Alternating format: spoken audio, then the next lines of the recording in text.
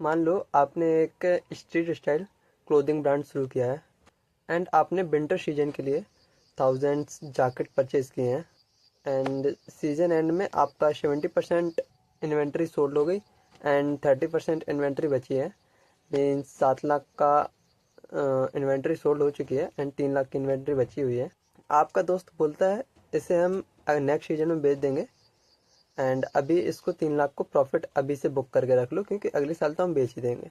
But accountant बोलता है कि रुको, अगले साल तक ये जैकेट पुरानी हो जाएंगी, इसका ट्रेंड चला जाएगा, तो ये 3 लाख की जैकेट ऑलमोस्ट 1 लाख में बेचेगी, जिसमें हमें 2 लाख का लॉस हो सकता है, जो कि हमें आज ही बुक कर लेना चाहिए। तो आप सोच रहे होगे आज लॉस क्यों बुक करें जब अभी लॉस तो हुआ ही नहीं है हमें। So welcome to the conservative principle, जिसे हम प्रूडेंस प्रिंसिपल भी बोलते हैं।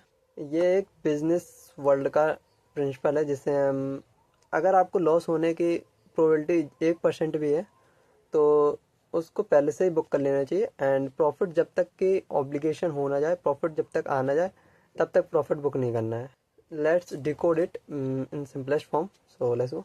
सिंपल वर्ड में बोलूँ तो फ्यूचर किसी ने नहीं देखा होता है, तो इसको रिकॉग्नाइज करने के लिए अकाउंटिंग में दो रास्ते होते हैं, एक कंजर्वेटिव एंड ओवर ऑप्टिमिस्टिक।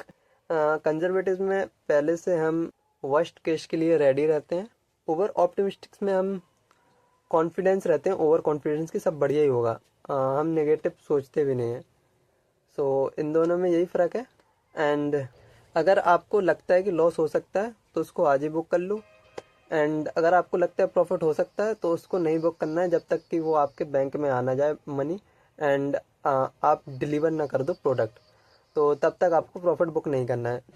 तो इसी को हम कंजर्वेटिव अकाउंटिंग कहते हैं या प्रूडेंस अकाउंटिंग, जो कि बिजनेस वर्ल्ड में बहुत इंपॉर्टेंट है। सो लेट्स टेक एन एक रियल एग्जांपल, ओके, सो आप और अच्छे से समझ सको। सो इसी क्लोथिंग ब्रांड को हम थोड़ा बड़े लेवल पे समझते हैं, ओके।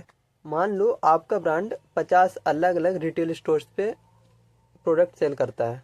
मान लो इस साल आपने 50 लाख का 50 लाख की सप्लाई क्रेडिट पे सेल कर दी एंड मंथ एंड पर आपको पता चलता है कि उनमें से 2 से 3 ऐसे शॉपकीपर्स हैं जिनका बिजनेस स्लो चल रहा है, मतलब उनकी दुकान बंद भी हो सकती है एंड उनका टोटल बिल ऑलमोस्ट 2.5 लाख का है। एंड अब इसको हम दो तरीके से रिकॉर्ड कर सकते हैं, एक ऑप्टिमिस्टिक रह के कि हमें लॉस हो ही नहीं सकता, अभी तक लॉस थोड़ी हुआ है तो हम लॉस क्यों बुक करें। तो इसमें प्रॉफिट 50 लाख का दिख रहा है जो बहुत अच्छा है, तो हम पूरा 50 लाख का प्रॉफिट बुक कर देंगे एंड इन फ्यूचर अगर लॉस हुआ तो फिर माइनस कर लेंगे, तो जो कि एक गलत है। तो and second way conservative accounting, उसमें अगर आपको लगता है कि अगर 2.5 लाख का लॉस हो सकता है तो पहले से ही लॉस बुक कर लो एंड 50 लाख का प्रॉफिट में से 2.5 लाख माइनस करके ही शो करो अकाउंटिंग पीरियड में।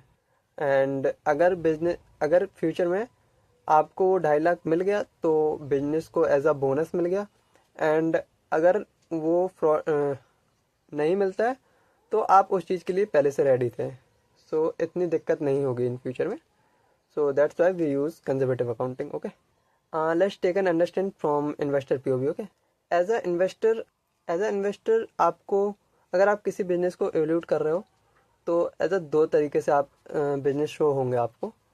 एक तो होगा फ्लैशी ब्रांड, जस्ट लाइक उनके पास गोडाउन में पहले से माल पड़ा है एंड वो फाइनेंशियल स्टेटमेंट्स में उसकी पूरी वैल्यू, ओरिजिनल वैल्यू शो कर रहे हैं, जो कि 2 से 3 साल वाला पुराना माल है।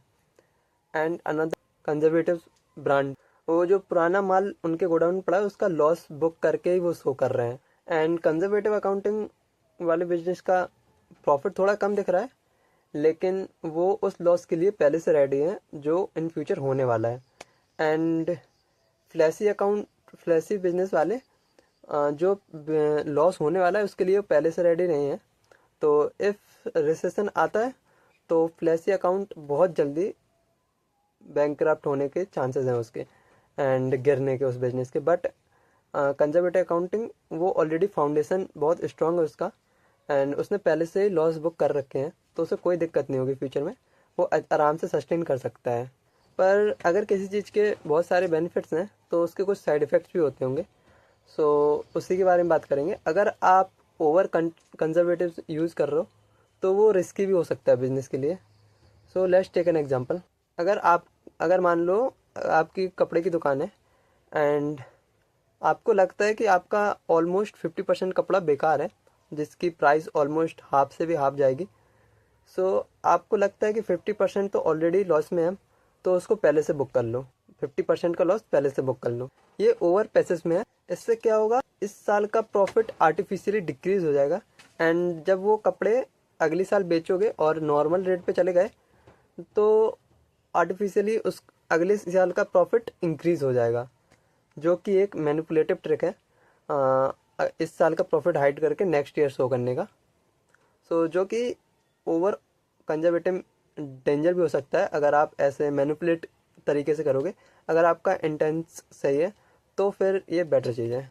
नेक्स्ट टाइम जब भी आप बिजनेस को एवेल्यूट करो तो उनकी इन्वेंट्री ज़रूर देखो कि कितनी साल पुरानी है एंड उसकी आज के मार्केट में रियल वैल्यू क्या है, ताकि आप समझ सको इन्वेंट्री की वो रियल वैल्यू दिखा रहे हैं या फिर लॉस बुक करके एक्चुअल में बिजनेस जो शो करना चाहिए वो दिखा रहे हैं। ये ओवरऑल कंजर्वेटिव अकाउंटिंग था, जो कि होपफुली आपको समझ आया होगा। अगर आपको क्लॉथिंग ब्रांड के इस रियल एग्जांपल के लॉजिक से कंजर्वेटिव अकाउंटिंग समझ आया हो तो नीचे सब्सक्राइब बटन पे हिट करके हमारी जर्नी के साथ जुड़ना ना भूलें। बिकॉज ऑफ मैं अपनी जर्नी पूरी शो कर रहा हूँ इस चैनल के थ्रू एंड सारे कॉन्सेप्ट स्लोली एक्सप्लेन कर रहा हूँ। अगर आपको अच्छी लगी हो वीडियो तो एक लाइक एंड सब्सक्राइब भी कर लेना। तब तक के लिए मैं शिवांशु सिंह, मिलता हूँ नेक्स्ट वीडियो में। Bye bye.